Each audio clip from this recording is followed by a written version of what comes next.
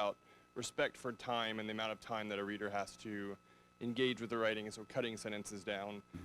Does that relate to the short story for you, and the struggles of, I know you've written longer things, Yes. And clearly have a novel, but does the short story do that more effectively? Because obviously there's less time to read. I think it does for me. And what I found was when I started applying these principles, that again, that I've kind of cartooned out a little bit, but this principle of shrink wrapping is how I think of it. Often I would have a novel that would just get shrunk down to a story. And so my working hypothesis is, for my particular psychology, anything I write, I have to look very much askance at any tendency to bloat. I always say my stories are like those wind-up toys. You wind them up, put it on the floor, it goes under the couch as quickly as possible. That, somehow my work thrives under that kind of mindset. If I start thinking, oh, let me unpack this, basically the energy of the prose goes down. So yes, I mean, I had that Mexico novel was one, and then throughout the years there were 2 or 3 stories that I thought, maybe this is the one. But by now I've learned to, if I say maybe this is a novel, it means it isn't. And with this Lincoln book, which, my wife argues it's not really a novel because there's so much white space in it, but I think something like that, I really sort of took up a stance toward the book to say, please don't joke, don't be a novel unless you really, really have to. And it said, okay, I will. And so in that sense, you're a bit like a bouncer at the gate saying, I know that my stuff doesn't come alive unless it's compressed, so let's not kid ourselves. And so far the story almost reliably has been the form that I understand. It's like a joke, that I can kind of understand. All right, I have 2 questions that I think might be related. So you said you can feel when you're in that unmediated state. But do you ever have the experience that you begin writing not in that state, and then you somehow transition into that state through writing? Yes. And then let me ask my second question, because I think you might see a way in which they're related.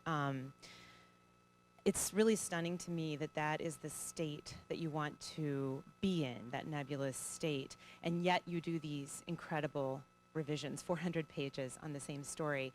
And I just wonder, it seems more achievable in sort of the first take, where it's all fresh to you and surprising to you.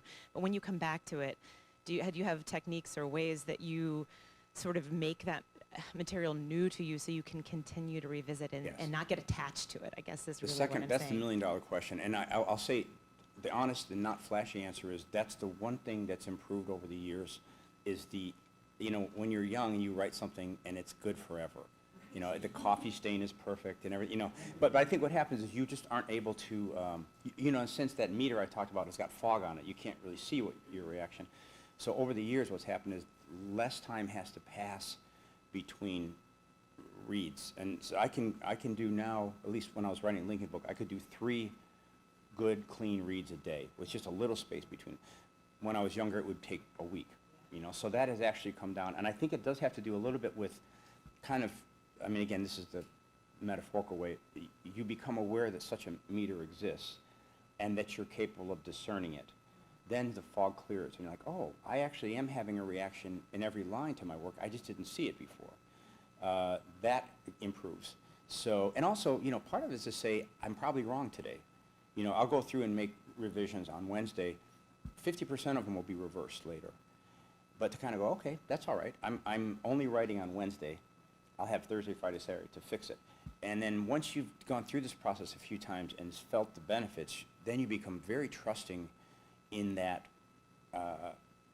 the willingness to believe in your temporary reaction, because eventually you'll fix it. And yes, and the other thing that I'll mention, again, this is kind of like almost like a UFO kind of thing, but there's a phenomenon I've observed where, let's say a story ends up taking 5 years to get finished. Often there'll be something I write in the first month or two, a little nugget, like a bit, and it doesn't go there. It's on page 3, and it makes a bit of a structural goiter. It just when you hit it, the energy drops, and that doesn't belong there. Junot Diaz said one time when he was writing the stories in Drown, he used to dream of them as kind of like colored shapes, and he would see a beautiful flowing blue, red, yellow, and there'd be a ugly clump of something on it. And when he woke up, he knew which section of the story that was, and he'd take it out.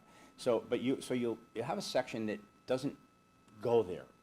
Sometimes for logical reasons, it's explaining something that hasn't been asked yet, answering a question that hasn't been asked. So what I've learned at this point is, even though it's good, if it's not correct, you pluck it out. And I put it in a file, outtake file, leave there. Then 5 years later, I'm about to finish the story, and the question that bit answers gets asked at a very organic place in the story. Oh, I wish I had a section to describe Leonard's early years in Cleveland. You go, oh, I do have that. You go to the outtake file, it pops right into this place on page 28 seamlessly. And not only that, it then raises a question that gets answered in the next paragraph. So I think what the model I've made to explain this is that essentially a story exists perfectly in whatever you want to call it, the subconscious or some other place. When we go to tell it, we drop it, and it hits the table and shatters.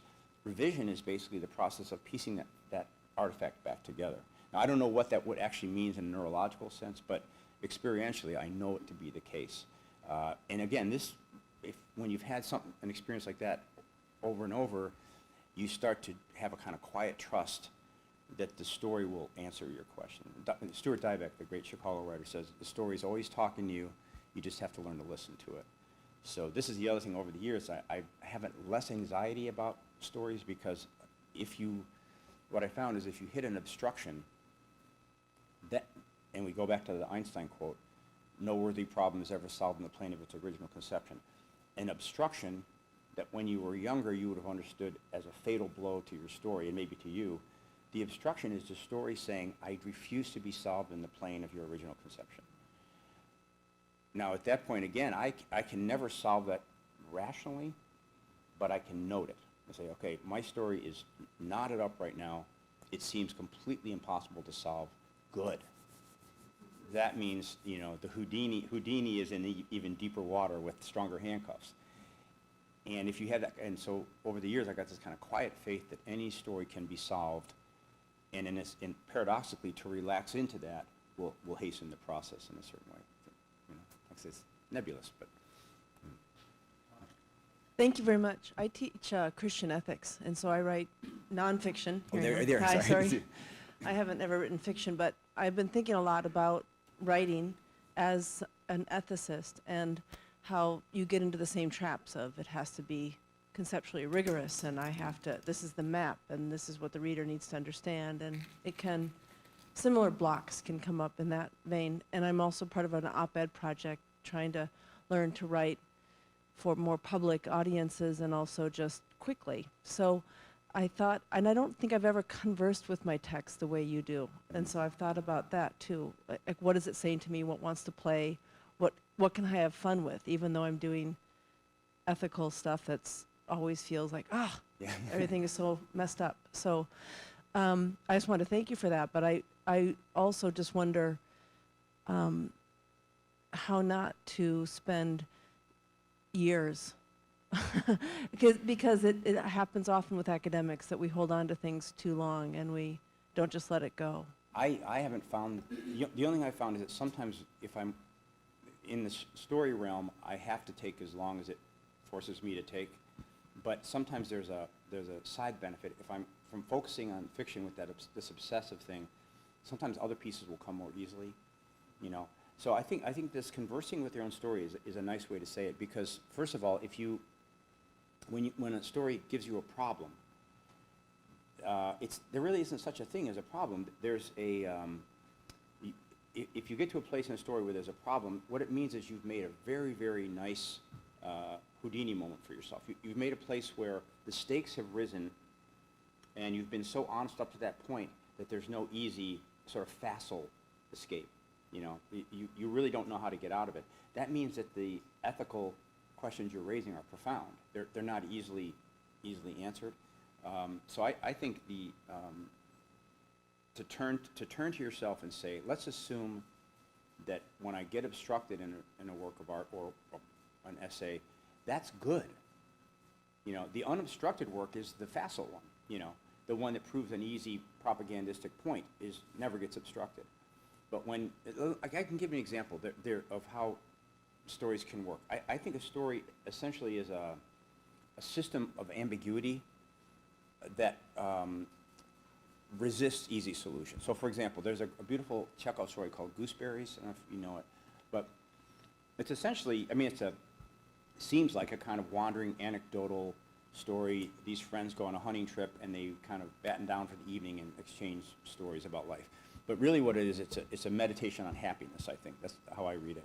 So early on, there's a guy who hasn't bathed in a long time, and he goes into a pond, and there's this rapturous scene of him floating around, just going, oh God, just pleasure. And there's a description of this beautiful serving girl who's so beautiful that when she comes in, all the people just stop and look at her. A lot of kind of service to the idea that life is full of beauty and happiness. At the end, one of the guys is telling a story, and he lurches over into the pedantic, and he says, he said, happiness is actually a bourgeois indulgence. Every time you're happy, you're making someone over there unhappy.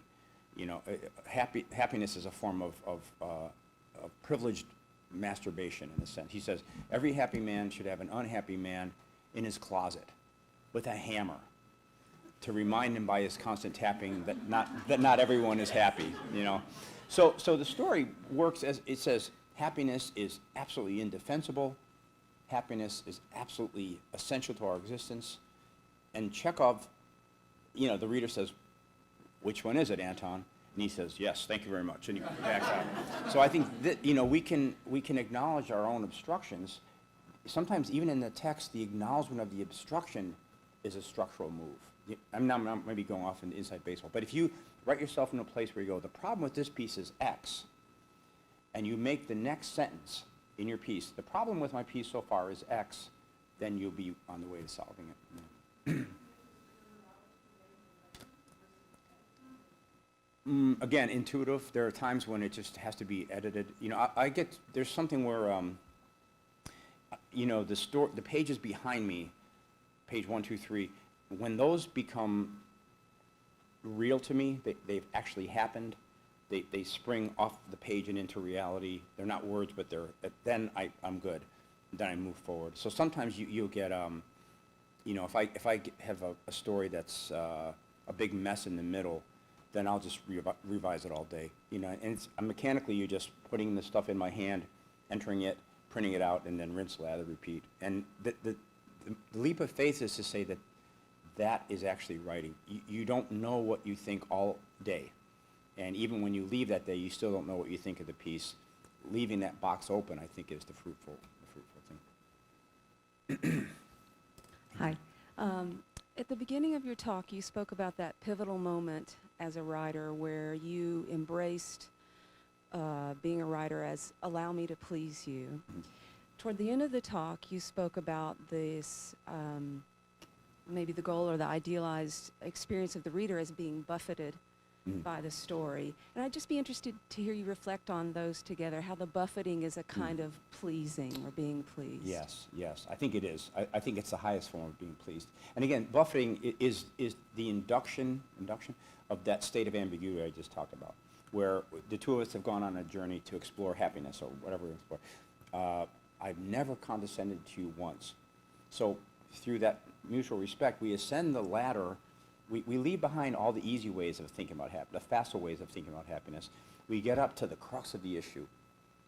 And instead of weighing in, we say, thus it is. And then for me, the fiction I love, you get to that moment where you say, thus it is. You're more confused than when you went in, but you're confused in a more substantial way. What happens is all the easy solutions that you rely on every day are gone. You're in that holy state of confusion. You look at the lake.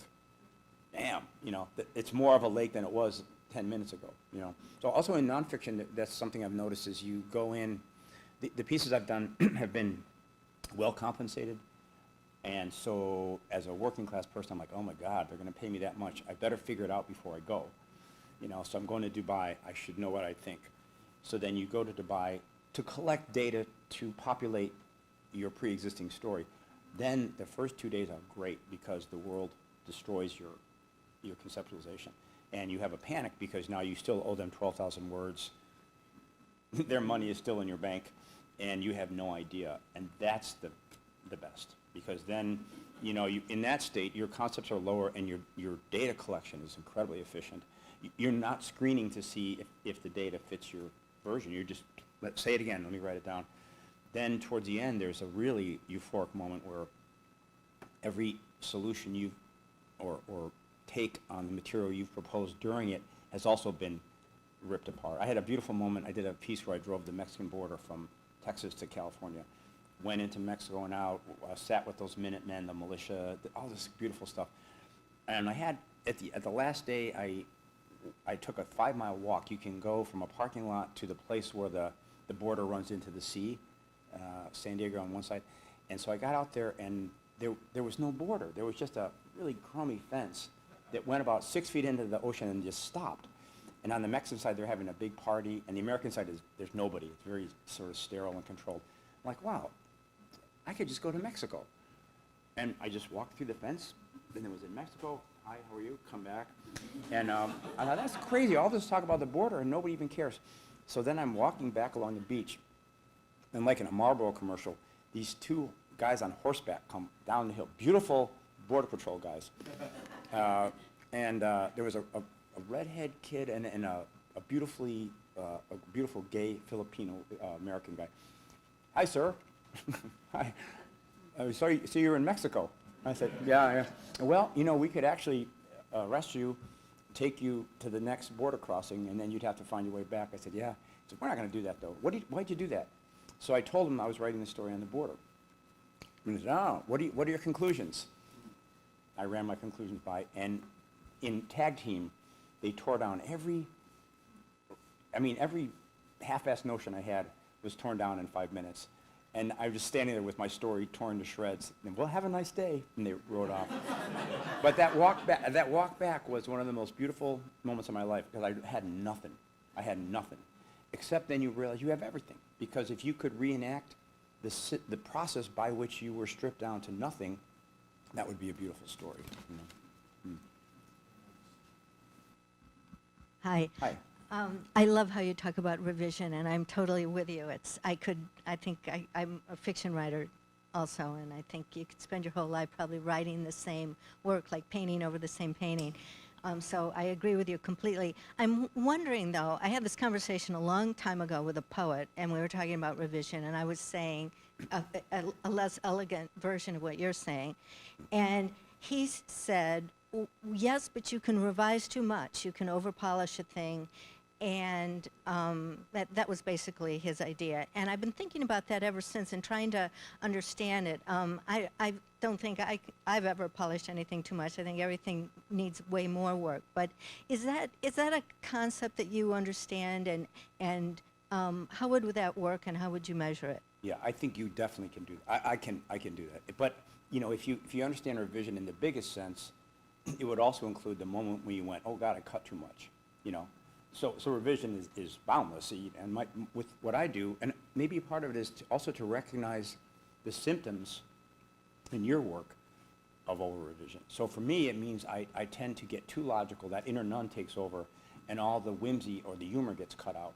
So I know that feeling very well. It's just a feeling of the fun going out of it, and it's certainly linear and efficient, but it's not pleasurable. And again, I trace this back to one particular moment. I had a story called Pastoralia that I'd been working on for a long time. And it has a lot of corporate speeches that come by fax or something from the boss. And they're not logically essential to the plot, but they're fun. And so we had a tuition bill due, and I needed to sell that to the New Yorker. So I thought, I'm going to put on my supervising cape and cut it down to a manageable length. And I did, and it logically worked. Gave it to my wife, and she said, you took all the fun out of it. Why does anybody want to read this?